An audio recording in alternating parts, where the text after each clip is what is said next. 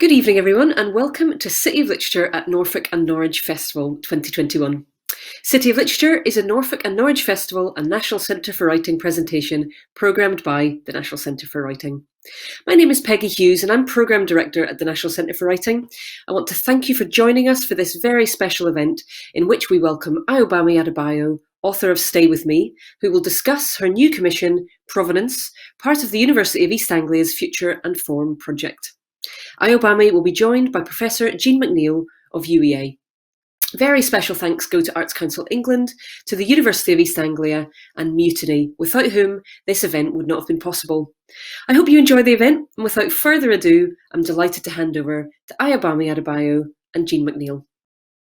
Great, thank you, Peggy, for that very helpful introduction. So welcome, everybody. We're really pleased to be able to give this talk with Ayòbámi to you all. Obviously, we would have preferred to be doing this in person, but we've determined that this is the best way to have a special event for you and special insight into Ayòbámi's process in working on this project and in writing in a way which I think I'm correct in saying she really hasn't written before. So I think there'll be lots of really interesting writerly insights and insider information even. So I'm here as a discussant, and it gives me great pleasure to speak to Ayòbámi again. So welcome, Ayòbámi. What I'd like to start with, if it's okay, Ayòbámi, is just to rewind the clock a little bit on this project, because as you know, we put into the Arts Council for a grant to investigate new forms of writing in the context of the digital age, but especially with a focus on immersive technology, which I personally knew very little about. And you and I had that conversation seemingly a long time ago now in my office, but which was actually only, I think, February 2020, before our lives changed. And we were talking about ideas and things that interested you and possible themes. Anyway, since then, as I mentioned, the world has changed, and we've been doing this more remotely than we thought, because we were supposed to be at UEA for a year on that fellowship, and you had to go back to Nigeria. But I wondered if you could sort of take us back to maybe even before that, which is the kind of original inspiration for what has become Provenance, which people seeing this talk will, we hope they'll have seen it by now, so they'll have some sense of what it is. So yeah, if you could talk us through your original insights and inspiration. Yes, thank you so much, Jane. I mean, I remember the conversation we had in your office, and I think it feels so far away now because of the fact that the idea of having a conversation in person now feels so distant and in the past. So this, I think, began long before I even thought I would be a writer. My grandmother is a twin, and because of her, I grew up surrounded with bits and pieces of the mythology around twins. And she would tell me some stories. Some of it will come out when the family is sort of together, or when a twin sister, an identical twin sister, is around. So for my family, it was something of a rite of passage to mistake one person for the other. So they hold the stories about when it happened to their children, and then when it happened to all the grandchildren, where you would run into sort of the first time you knew your grandmother was really a twin, with probably a twin sister visiting, and you've already started a conversation with her, and they used to like to have fun with it and let you keep going until they just tell you, yeah, who do you think you're talking to? So that's when it began for me, really, that I always was interested in the dynamic between two individuals who are probably as close, at least in DNA, than maybe any other two individuals in the world. And as a result, anytime I was in the museum, as I often tended to be, I would be drawn to whatever ibeji statuette they had in their collection. And I remember my first seminar at UEA, which was the first workshop rather, which was in the seminar room, and I just arrived. I mean, I don't think it was up to a week since I'd gotten in from Nigeria and was still a bit disoriented. I had trouble with my computer. I was just in this very strange emotional place. And physically, I was coming to terms with living in a new city. And I sat down, and I think within the first 10 minutes, I looked across the room and I saw the statuette. And I just recognized it immediately. I knew what it was. Even though I was sort of doubting it, like, why is that in this room? How come it's here? And I remember immediately we had a break. I went towards that glass and confirmed what I had thought it was. So I guess that's sort of where it began. And when we started talking about the Future and Form project, I think you recollect that one of the things I was thinking about was immigration, and more contemporary conversations around immigration, particularly about Nigerian medical personnel just leaving, which is interesting now that the whole world is in the middle of this pandemic, that Nigeria had sort of been losing um, many of its medical professionals were just leaving and are still leaving in droves. And I was thinking about that initially as something I wanted to work on. But I think what the through line was between that and what I eventually did, which is this Provenance project, is the idea of absence, what remains and what leaves. And how both continue to be connected in different ways. So yeah, it's a bit long-winded, I think, but yeah. No, I mean it's a great story because, as you've told us, it's a personal story. This issue or the phenomenon, it is a medical phenomenon, a biological phenomenon, cultural, metaphorical, Mm, of twins is so powerful. It crosses cultures, but as I understand it, it's particularly central and has particular resonance in Yoruba culture because there are so many twins for reasons which I'm not sure is well understood. And it's fascinating that your family it has a connection with that. But I mean, what was your thinking around the more kind of symbolic or metaphorical aspect of twins? As you've said, no two people are closer than in the entire world potentially than mm, twins, either mm, fraternal mm, or mm. identical twins. But yeah, what are your thoughts about why this idea of twinness has such currency and power? I mean, I think for me, they are very fascinating entities, if I can use that word. I mean, first of all, for the personal reason that my grandmother is someone that I have, one of the people that I think I have observed over the course of my lifetime. Observed very closely. We had a very close relationship when I was growing up. She was the person that I would pester to tell me stories, even though she was not really interested in doing that. But I would literally stay with her for hours and say, tell me a story, tell me a story, tell me a story. It was very annoying, I think. Um, but I think that I'm interested in aloneness. I think it's something I've always sort of tried to think through in my work. Um, how I think it's somewhat central to being human and how the different ways that we deal with that, we compensate for that, we come to terms with that. And twins are particularly interesting to me because I feel that they might be some of the people who might not have experienced it in the way that other people do. And for instance, when they're in the womb, when they're born, just the idea that there's always someone there until a certain point in your life.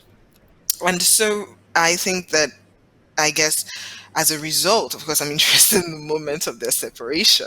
And what that means for them, and what that stands in for society at large, and how we organize ourselves and think about um, kinship, across borders, across time, even.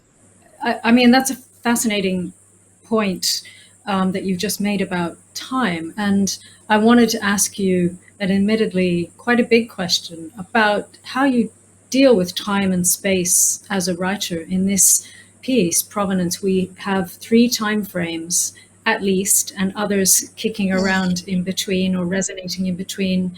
We have a piece that moves across space. And how do you actually deal with that as a writer of constructing a story across time and space generally, not only in Provenance, but in your own practice as a writer? Yes, thank you. I'll begin with provenance, and then I'll talk a little more about just how I think about it in my general practice. Working in provenance was very different. I sort of had the idea, and then I started reading all this material because I felt, as a result of the subject matter, I didn't think it was the sort of story that I could take as much liberty as I usually do. I felt like it would take much longer if I made up the story and then came to the research, which is sometimes what I do. I really had to be led by the research and think of the moment where the story could happen, would be most useful to the story. And it was in reading and studying that I decided on the moments, which were the 1800s, 1960, and present day. Loosely, those are the three time points. And I felt that those moments were useful both metaphorically and practically, in terms of just moving the story along and allowing it to have the kind of resonance it needs to, if it aspires to do the kind of thing, if it's going to do the sort of thing that it sort of aspires to do, which is to attempt to tell the story that is at once the story of a family and a story of a civilization, and a country coming into being and um, continuing over the years and before it becomes the country it is right now. So, with this, my consideration of time and place was more informed by the research that I had done, what I had read, and the places that I thought were most important. Generally, I tend to sit with an idea for a while, So, for instance, to go back to the example I used earlier, thinking about what the somewhat mass migration of medical professionals out of Nigeria means for the country, is something I've been thinking about for a while now. I've not really done anything with it, but it's just there at the back of my mind. If I come across any material that talks about that, I read it and think through it. I make some notes. And after I have sat with that for, sometimes it's a month, sometimes it's 3 years, then I something crystallizes. Which, if I were to say borrow the terminology that Vivian Gornick uses, she writes about the situation and the story, the situation being the circumstance, the context, and the story being essentially what you've really come to say. That emotional experience that is sort of central to all these things that are happening. And for me, it tends to take a while to figure that out. That I sort of usually the situation comes pretty easily. There are a lot of ideas, but it's something that I need to sit with. So I think primarily in writing for me, time is first of all patience with the idea, and then by the time what Gornick calls the story emerges, that is really when I can decide on the time and the place. That's been my experience. That will probably change, but that's when I can decide that, oh, this is when this happens and this is where this happens, because this is the sort of central organizing principle, perhaps, or idea, or, I'm thinking about absences.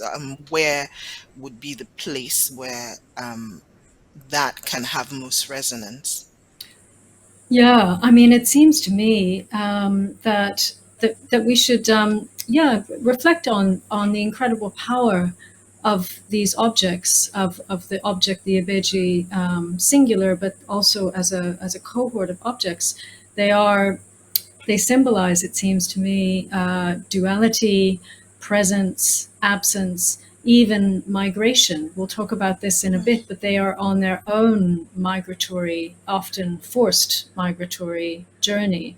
And they encapsulate so many properties of hopes and desires and absence and presence, and principally because the ibeji is only made when one twin dies. So what I was wondering is if I realized that the Sainsbury Centre Ibeji was a powerful inspiration, but did you have other specific objects in mind in Nigeria, for example, when you were writing this? Hmm. Yes. So the Sainsbury Centre statuette sort of started this for me in terms of thinking about this project, particularly when UEA was commissioning this. I was back in Norwich and sort of reflecting over my time there. So it was a great point of departure. But there were several others that I was also thinking about, and in different museums. And I think in other places that I've been to, I can recollect. I think it was the Met in New York.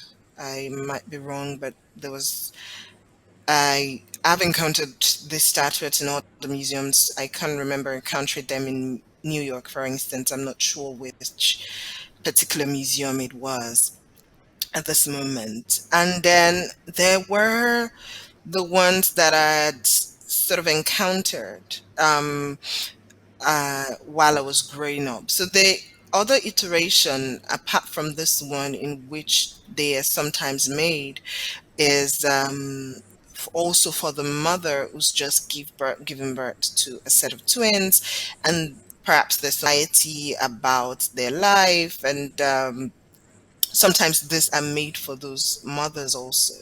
So apart from my grandmother, I also had a great aunt who had, I think, at least three sets of twins. And unfortunately, only one set survived to adulthood. For another set, I think one of them passed on while he was really young. The other is an adult now. Um, and then there was an old set that wasn't, that didn't make it. And so on a couple of occasions, I would sort of stumble on these items. And it was usually when I would go into the room. So it wasn't something that I would encounter perhaps in the living room or in spaces that were accessible to visitors. So I think that I'd always sort of thought of it as this very intimate thing that I would only see in these private spaces. And encountering them in a different kind of space was initially jarring. Over time it sort of became, yeah, that does happen. But this project was a way to think through both modes in which they now, I suppose, they now exist in the world. Yes, I mean, I wanted to talk to you about the issue of provenance, the title of it, the concept of it, and how particularly it speaks to current. Well, I guess we could argue maybe there's a political reconsideration happening, which it seems to be quite quite substantial and possibly very much overdue, about what are these objects doing in these Western collections? What are they doing so far away from their homes? And I wondered if that were a conscious theme from the beginning, to question the issues of who actually owns these objects, who should own them, where do they belong, and perhaps of restitution. Yes, I mean, it was definitely part of what I was thinking about. And more, and I think that, we had all these device and meetings that you sometimes sat on. And part of what I was always trying to figure out was how to use this project to communicate, um, not just the aesthetic value that this objects have, but I guess how cosmologically significant they are in the spaces from which they came. Many of them, not just the ibeji statuettes, several other ones had different purposes and had real significance, and continue to, for the people who made them. And it's an ongoing conversation. It's somewhat, I get somewhat something of a relief to see that certain institutions across the world, I think Germany's seems to be on the path to returning the breeding Brothers at this time, for instance. Several institutions around the world are finally responding to the moral imperative that I think exists to return many of these objects. And it's not for want of asking. For particularly the Benin Empire, they've written several letters to different countries at different points in time, asking that these objects be restituted. More and more now, as happened in Edo and in Dakar, in Benin City and in Dakar, museums have been built as preparation for these objects being returned. So I really hope that it's something that we see happen in our lifetime, because I do think that this this is long overdue. It's a conversation that's been going on for decades now, and perhaps it's closer to some form of resolution now. We'll see. Yes, thank you. So we promised some writerly discussion, and so I have a couple of questions about writing, which is not an easy thing to talk about. I don't know if you would agree, but nonetheless, people are fascinated to know. You're a novelist and a fiction writer, and so how did you approach writing in this form? In initially, I guess, a screenplay format, you could call it. But I'll ask about the collaborative element separately. But just simply as a writer, is this your first screenplay? Is this the first time that you've given that a go? Mm, I would say it's the first original one. The last one I sort of worked on was an adaptation of my first novel. So that was kind of different. It was a different experience. It already existed in the novel form, so it was making it into a script. I was asking different questions. I was asking myself different questions um, than I was with this project. So this was first of all, I think I had to write in prose because it's the medium I'm most familiar with right now. Um, that I sort of wrote this, I think it was about 2 or 3 pages, where I tried to get from the beginning to the end.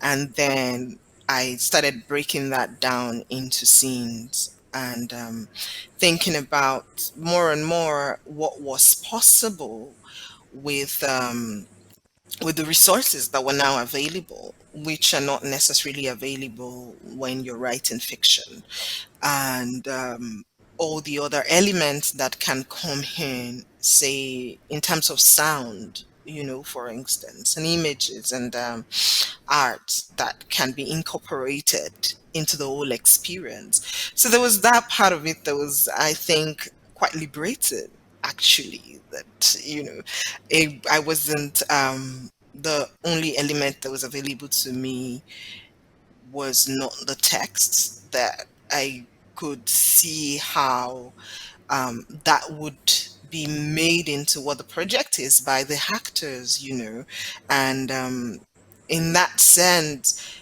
I had to think about it as collaborative in a different kind of way than I think about, say, a novel or a short story, which I do when I'm working on those, consider at different points the spaces that the readers will feel in themselves, and I think for me it's always important to leave that room. But with this, it became a much bigger room, and it was different. I think there were moments when it felt quite liberating, that I could sort of depend on the actors to emote some of what I was communicating. Yes, well, I mean, we have the paradox that you've been working collaboratively, and I know how hard and with how many people. There's quite a few people behind the scenes in this project and in front of the scenes as well. And you've been working with those people collaboratively but remotely, in that normally the writer might actually be in the space with the actors and the producers. So, I mean, what has this whole experience of collaboration been like for you? And especially in the context of you've been some 7,000 kilometers away from where some of it has been produced. Yeah, I think initially in the first few months, perhaps in April of last year or in May, I suppose there was a part of me, and I imagine there was a part of everyone that was wondering, will this even be possible at all? Everywhere was in lockdown, and it was really. I think it's really amazing that has been able to do on ground. I feel like the part I had to do was sort of possible anywhere I was. What the guys at Mutiny I then had to create, I imagine had a lot of logistical um, complications because of the current circumstances that we all are in across the world. But generally, collaborating was, I think it initially was a little bit terrifying for me, because I'm somewhat precious about my work, in terms of sharing it before it's ready. Um, because I suppose I do take a while to think through and figure out what does this mean? What is this thing that I have? And I don't usually want to show it to anyone else until I feel like I have a handle on what I'm doing, because I have this fear that it will all disintegrate and I would become very confused, maybe. But with this project, because of the way it would ultimately, the form in which it would ultimately exist, I had to have conversations with Marcus, Sophie, and Simon, and Mutiny, and you would be in on the meetings a number of times. Tim would also be in on the meeting. I had to have those conversations about where my mind was. So it was, imaginatively, it was different, for me, the process of devising this and conceiving of the ideas and solidifying them and making them into concrete things. It was much more collaborative than I was used to. But by the time we were done, I do think that ultimately it was really helpful to think through these things, keep in a way that it wasn't something I was used to. I do think it helped to work much faster than I usually do. Um, Such that I think that it helped me to think through things with other people, and my ideas firmed up with much more speed than I recollect, say with a novel or with other forms. I guess those are different forms too, and perhaps they necessarily take the length of time they do, at least for me. And I wanted to ask as well about the issue of technology, I guess. Well, let's call it that. Technology meaning we have the written word, that is our medium as fiction writers, especially as we depend upon language to create the world. And so how do you think fiction writing, I guess, do you think fiction writing is still relevant in that we have immersive world, we have Netflix, we have Instagram, we have lots of different ways to tell stories which are fundamentally visual. And how is fiction going to fare in this world, do you think? Um, I wish I could say for sure. I think what I'm going to say is it's a mix of what I hope and perhaps what I sense. What I hope is that it continues to have its own audience. I think that for me personally, it is still always a different experience to read a book. It just is, you know. And I think perhaps coming out of a year when, because we've all been at home, I think perhaps maybe more people have watched Netflix than um, ever in history, or I've watched more Netflix than I ever have. I think more and more I am returning to books. I was saying this yesterday, even that, I don't even want to read. I feel like I'm reading less on my Kindle now and reading more physical books because I think I just need a break from screens and screens. I feel like my life is now a series of screens, whether it's a Zoom screen or um, a different kind of screen. But generally, I think that with the way technology has evolved, or to think of writing itself as a form of technology, moving to the written form from orality as a form of technology itself, and as it has continued to evolve, I think that what has happened is that the forms have been created, modified to the kind of technology that is now available. So, for instance, thinking about the theater and television itself, or in more recently, if you want to think of the different forms of social media that are available to us, our right being able to use those media. I'm thinking, for instance, at this moment, say about Tejico's affairs, which was, done over Twitter, and all the other people do with these mediums. I think that the new mediums that will exist will perhaps require different forms of storytelling, and different forms of writing might emerge. I mean, just as the novel itself emerged as a result of, as a consequence of, say, the printing press, you know.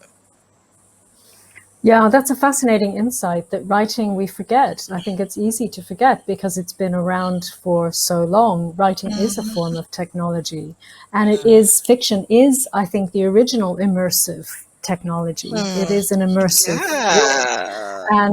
And therefore, how fascinating that you've been asked to write an immersive world for another kind of immersive world. And we'll see what our audience makes of it. But as we know, it's something that you can't do on the page. You've got three screens, you've got sound, you've got image. And we've got a live actor in the space as well, which we're really pleased about. It hasn't been straightforward to do that, as you know. So a final question, Ayòbámi, which is, I don't know how much you want to share. Sometimes writers are quite reticent about sharing what they've got on their desk or computer screen. But what's next for you as a writer? Oh yeah, yeah. Fortunately, I think I'm in a place to sort of share something. So I just completed the novel I was working on while I was at UEA, actually, while I was doing the MA. So I finally finished it. So it's called A Spell of Good Things. So that is the next thing I suppose will be out in the world after Provenance.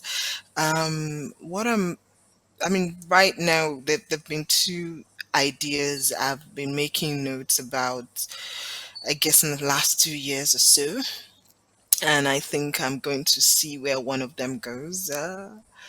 Yeah, I think it's a novel right now. I think it's another novel, but we'll see.